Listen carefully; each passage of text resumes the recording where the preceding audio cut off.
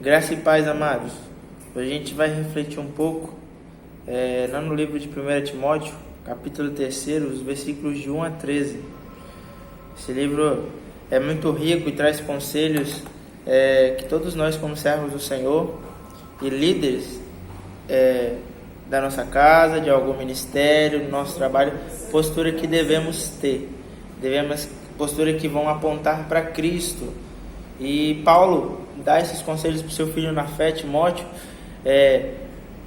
para que ele tenha vida com Deus nas suas posturas, nas suas atitudes, e que com isso ele venha a entender e ter a sensibilidade para discernir quais são os falsos mestres. Então Paulo dá alguns conselhos para ele, mas antes da gente começar a ler, eu quero estar orando com os irmãos. Pai, em nome de Jesus, te agradecemos, Senhor, por tudo. Peço que o Senhor venha ministrar no nosso coração a Tua palavra, que o Senhor venha falar conosco, que o Senhor venha derramar graça, bondade e sabedoria sobre nós. Que essas palavras gerem bons frutos e que no nome de Jesus o Senhor venha falar profundamente aos nossos corações. Essa oração que te fazemos, em nome de Jesus. Amém. E em Timóteo, capítulo 3, versículo 1 a 13, diz bem assim: fiel é esta palavra. Se alguém aspira ao episcopado, boa obra deseja. É preciso, porém, que o episcopo seja irrepreensível, esposo de uma única mulher, sóbrio, cheio de bom senso, simples no vestir, hospitaleiro, competente no ensino, nem dado ao vinho, nem briguento, mas indulgente, pacífico, desinteresseiro, que ele saiba governar bem a própria casa, mantendo os filhos na submissão com toda dignidade. Pois se alguém não sabe governar bem a própria casa, como cuidará da igreja de Deus? Que não seja recém-convertido, a fim de que não se ensoberbeça e incorra na condenação que cabe ao diabo. Além disso, é preciso que os que de fora lhe deem bom testemunho, para não cair nos descréditos e nos laços do diabo.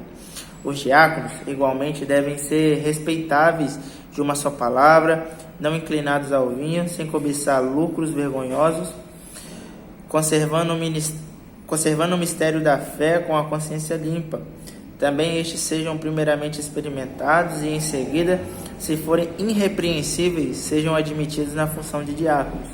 Também as mulheres devem ser respeitáveis, não maldizentes, sóbrias, fiéis em todas as coisas, que os diáconos sejam a esposa de uma única mulher, governando bem os filhos e a própria casa, pois aqueles que exercem bem o diaconato conquistam para si mesmo posto de honra, bem como muita intrepidez fundada na fé em Cristo Jesus.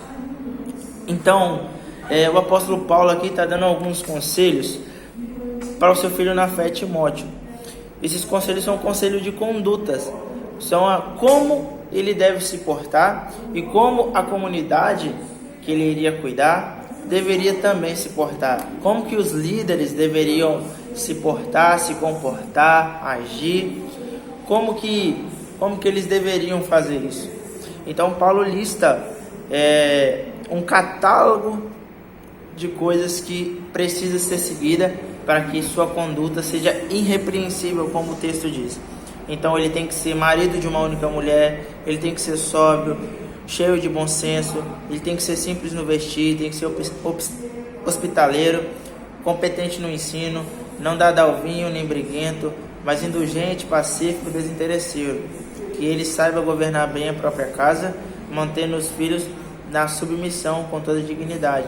Pois se alguém não sabe governar bem a própria casa, como cuidará da igreja de Deus? Então ele está dando algumas orientações sobre como que deve agir.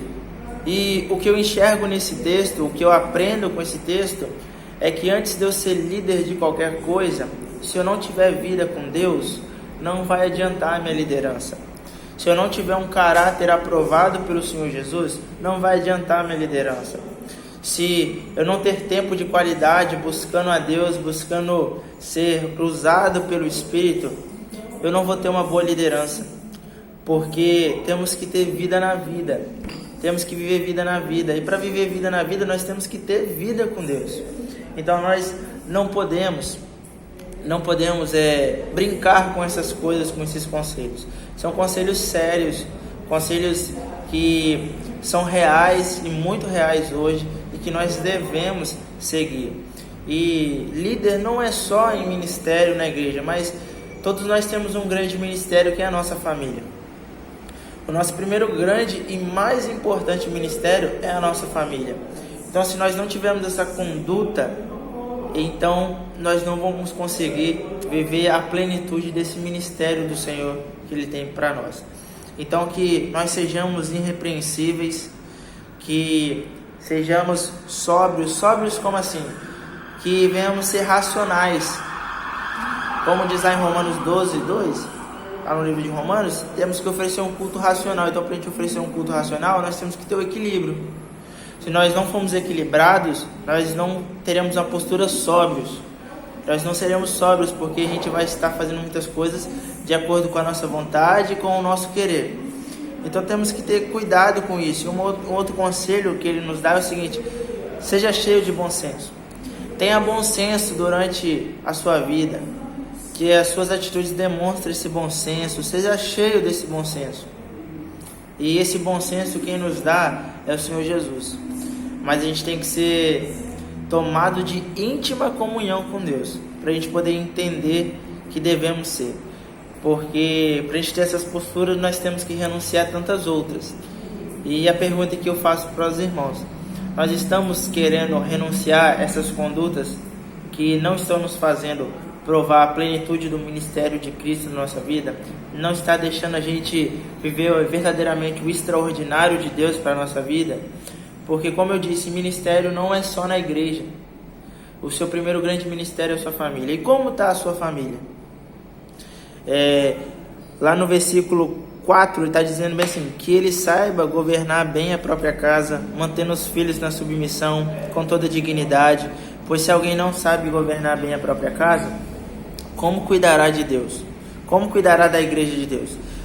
Então, se a gente não está sabendo administrar a nossa casa, o nosso grande ministério que é a nossa família, como que a gente vai administrar os ministérios de Deus na igreja, seja lá onde for?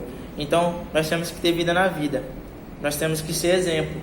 Uma vez eu ouvi de um pastor que na Bíblia nós temos 4 evangelhos. 4 evangelhos que nós lemos, que nós meditamos, oramos, refletimos, mas na verdade nós temos mais um evangelho. E esse outro evangelho, a gente só consegue viver ele e viver de forma irrepreensível, cheio de bom senso, simples no vestir, hospitaleiro, competente no ensino, quando a gente passa a ter uma vida com Deus. Porque esses 4 evangelhos é o que a Bíblia tem, é o que a Bíblia nos oferece, nos mostra, e esses é os que a gente lê. O 5º evangelho é a nossa própria vida. Por isso que o apóstolo Paulo diz aqui: seja irrepreensível. Seja irrepreensível. Não dê margem para o inimigo cirandar na vida de vocês. Feche as brechas e seja irrepreensível. Sejam sóbrios. Tenham bom senso. Então, que a gente venha verdadeiramente entender esses conselhos, porque eles são conselhos bem práticos e que nós devemos viver. Esses conselhos é muito importante para a nossa caminhada como servo do Senhor, porque se a gente seguir esses conselhos, nós estaremos vivendo uma vida próxima de Deus, porque essa é a vontade de Deus. Essas atitudes é que agrada a Deus, e essas atitudes fazem com que chegue ao trono de graça as nossas vidas como cheiro suave. É uma oferta com cheiro suave. E muitas vezes a gente não quer seguir esses conselhos. Por quê? Porque a gente não quer abrir mão de muitas coisas que a gente tem. Então, nós devemos verdadeiramente ser irrepreensíveis, ser humildes, ser hospitaleiros. Como assim ser hospitaleiros? Temos que exercer compaixão e graça. Nós temos que cuidar das pessoas, amar as pessoas. O ministério de Jesus foi todo de cuidar de pessoas, de quebrar paradigmas, de uma conduta irrepreensível, de uma conduta aprovada, porque ele tinha vida com Deus. Se a gente ler toda todo o Novo Testamento, a gente sempre vai ver os verdadeiros homens de Deus sempre orando, inclusive Jesus. Jesus sempre esteve orando, porque quando a gente ora, nós estamos buscando estar perto do Senhor. Então quando a gente está perto do Senhor, nos tornamos irrepreensíveis, porque Ele nos dá sabedoria, porque Ele derrama graça sobre nossas vidas, e assim a gente consegue provar a plenitude de Deus, e a gente consegue viver verdadeiramente essa vida com Deus. Então, para a gente poder concluir, eu queria ler o versículo 13. Pois aqueles que exercem bem o diaconato, conquistem para si mesmo o posto de honra, bem como muita intrepidez fundada na fé em Cristo Jesus. Então, quando a gente exerce bem, no texto aqui está falando de diaconato, mas vamos lá, quando a gente exerce bem a nossa vida com Deus, nós estaremos conquistando o posto de honra, e isso é porque vem de Deus para nossas vidas, e assim a gente vai estar fundamentando a nossa fé em Cristo, e assim a gente vai conseguir vencer as dificuldades, e seremos irrepreensíveis, teremos bom senso, seremos sóbrios, porque a gente está fundado na fé em Cristo Jesus. Então, que esses conselhos venham gerar bons frutos na nossa vida, e que a gente venha entender que para a gente ter e viver todos esses conselhos, temos que ter vida com Deus.